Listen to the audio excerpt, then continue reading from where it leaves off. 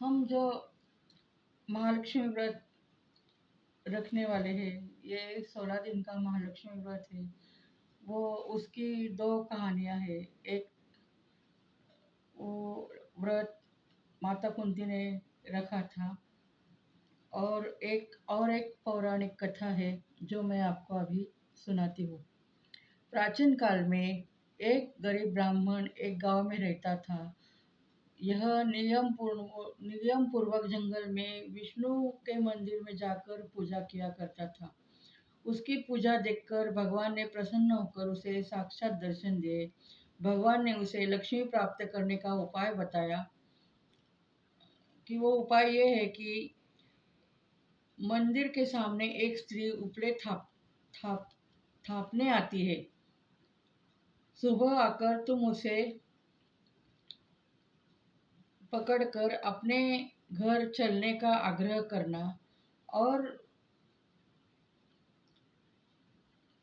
जब तक उसका विनंती करना जब तक वो तुम्हारे घर में चलकर आने को तैयार ना हो। और विष्णु जी ने बताया कि वो मेरी लक्ष्मी है। उसके तुम्हारे घर आते ही तुम्हारा घर धन धान्य से पूर्ण हो जाएगा। इतना कहकर भगवान विष्णु अंतर्धान हो गए और ब्राह्मण अपने घर चला गया। दूसरे दिन वह ब्राह्मण सुबह 4 बजे मंदिर के सामने जाकर बैठा। लक्ष्मी जो उपले थापने आई तो उनको ब्राह्मण ने पकड़ लिया, उसका पल्लू पकड़ लिया और प्रार्थना करने लगे कि मेरे घर चलो। लक्ष्मी जी समझ गई, और लक्ष्मी जी मन ही मन में समझ गया कि वे विष्णु जी की ही बताया हुआ है।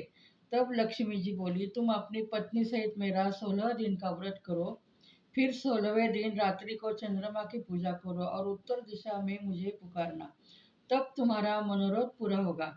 ब्राह्मण ने ऐसा ही किया। जब रात्रि को चंद्रमा की पूजा करके उत्तर दिशा में आवाज लगाई तो लक्ष्मी जी ने अपना वचन पूरा किया।